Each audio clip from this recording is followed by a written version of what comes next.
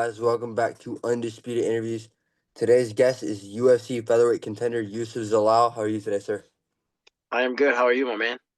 I'm good. I'm good. We've been trying to get this. This interview's been a little bit in the works. I seen you in Tampa, and at first I didn't recognize you, and then you had just fought in Edmond, I believe, Yeah. against the Jack Shore kid, and I was like, wait, I think I just seen dude beat Jack Shore. So I walked up, I was like, that's him. Like I was like, damn, that's crazy. Yes, sir.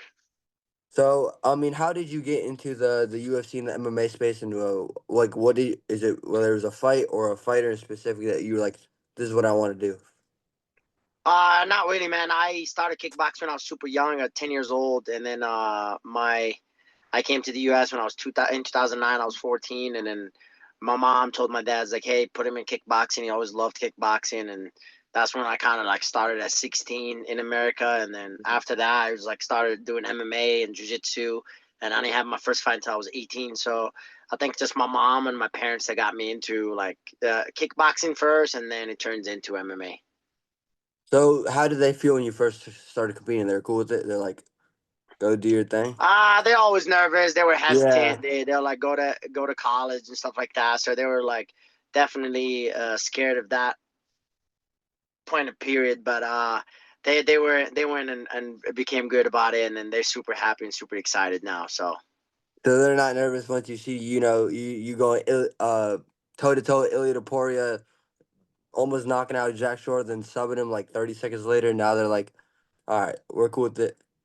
my mom doesn't watch me fight. My mom just calls me after. My dad's the one who my brother and my dad and my other family watches me, but my mom doesn't watch me. So she just supports and calls me after. Why not? Why does she just too nervous?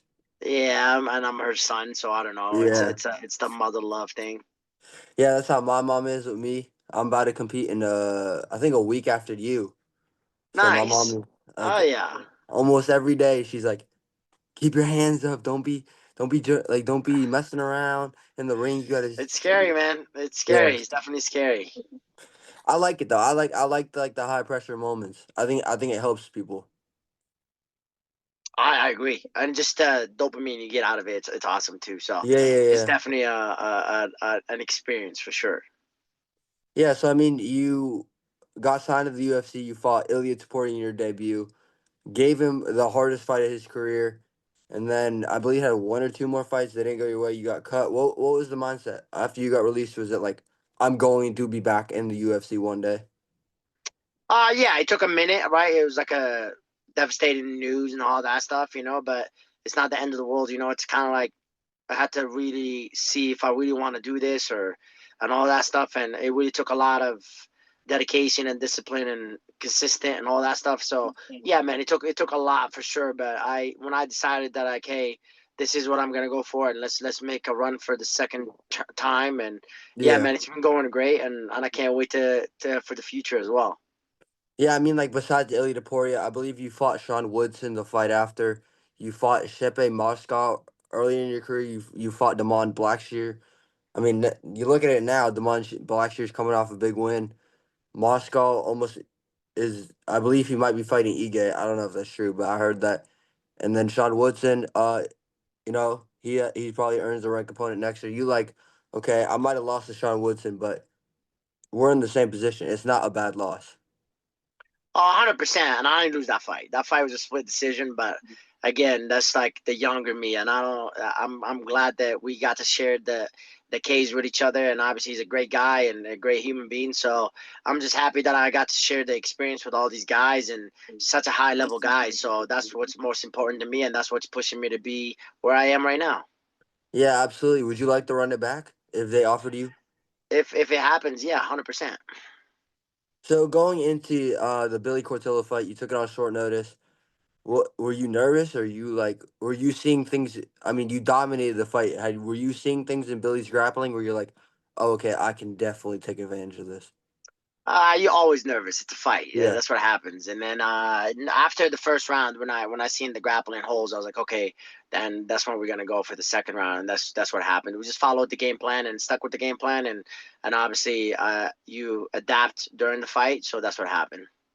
You fought Billy Q. You fought I forget his name, but I remember it. I remember the fight because my uncle was in town, and we watched you fight, and you won with the backpack rear naked choke. Yeah.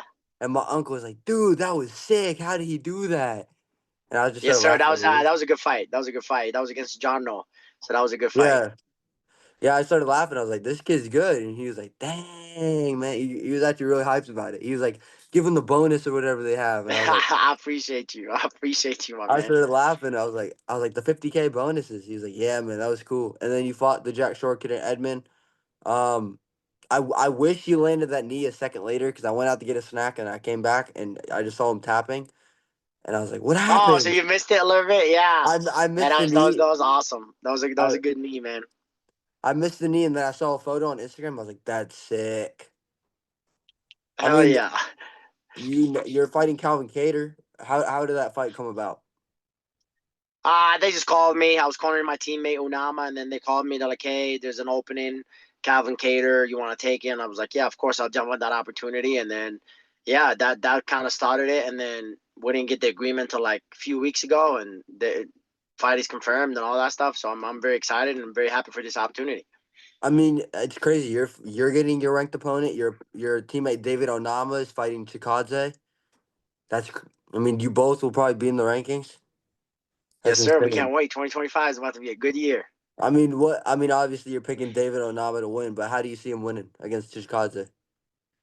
I think just the speed and then the just the grittiness that Unama Yeah. has in the fighting style. I think like nobody's gonna be able to deal with that. Like it's hard to deal with that. So I'm very excited to to even be there. So I'll be there and then I kind of just watch it and really enjoy the fight and enjoy how his fighting style. Everybody enjoys it. So I'm very excited about that.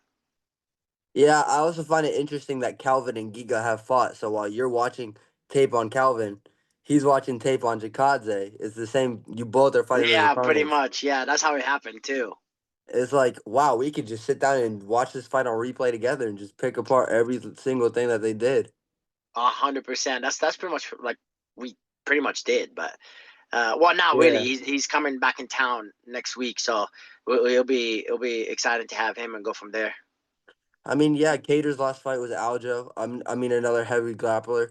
Is your, I'm assuming your game plan is go out there and test the wrestling? Or are you going to be willing to strike with him?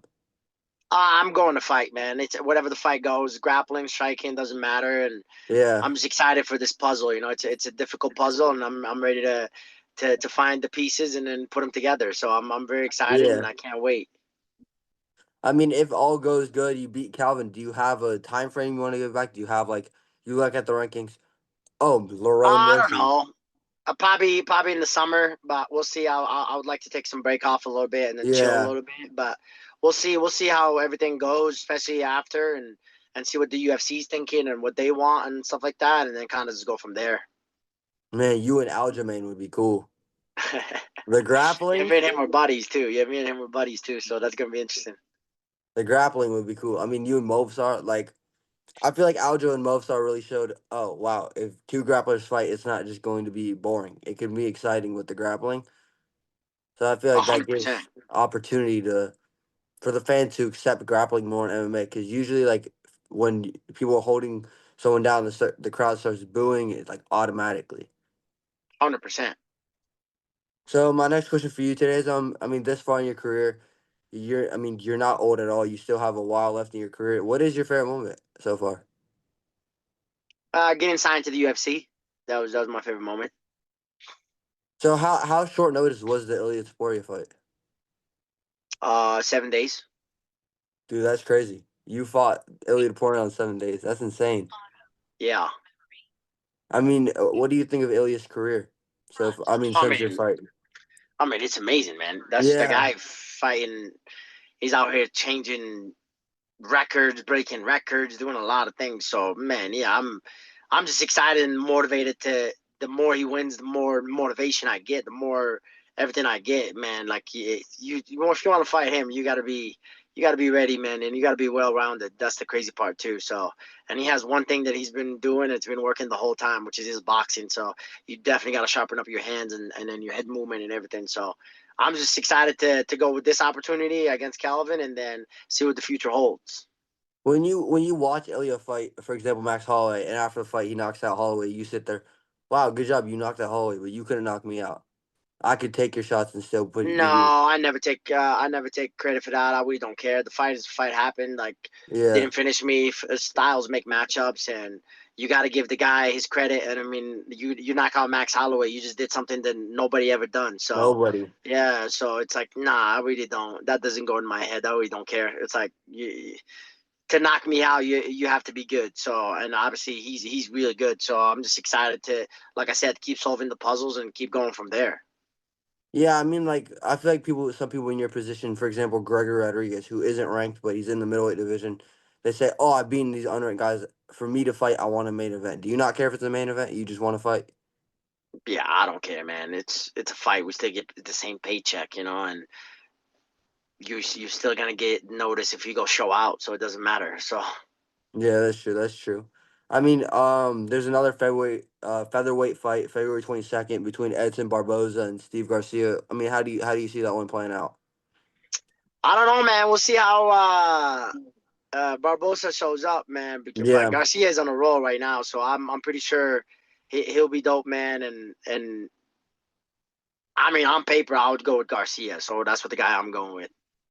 I'm also picking Garcia. I would love for Edson to win, but I bet money against him against Lerone Murphy, and then Yeah, he Lauren just Murphy's a didn't. tough fight, man. That's a He's tough good. fight. I severely underrated him. I was like, he's not that good. And then he went out there and destroyed Barboza, and I was like, oh, he is that good. Yeah, I he is bet. that good. Yeah, I mean, what are your? I mean, it's a new year, 2025. You said your goal. I mean, if you were to win the Calvin Cater fight, one of the goals I'm assuming is becoming ranked in the featherweight division. What are some other goals for you, 2025, fighting wise, not fighting wise? To headline an event in That's 2025. that's the main one. Yeah, That'd be sick. yeah, I can't wait. I'm.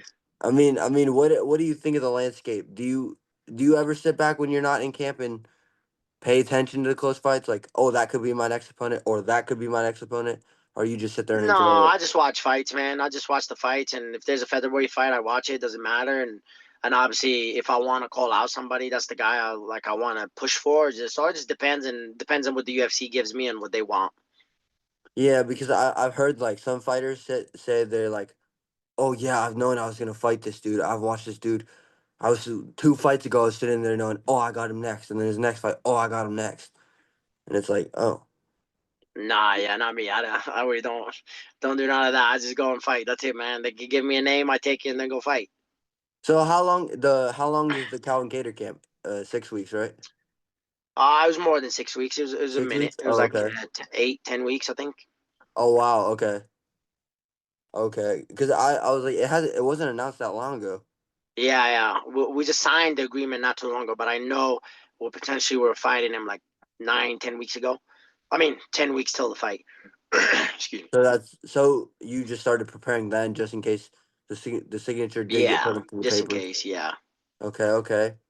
I mean, what did you think of Cater's last performance against Aljamain? Obviously, it wasn't the best with the grappling, but when he was on the feet, did you say, "Oh, he still looks the same on the feet"?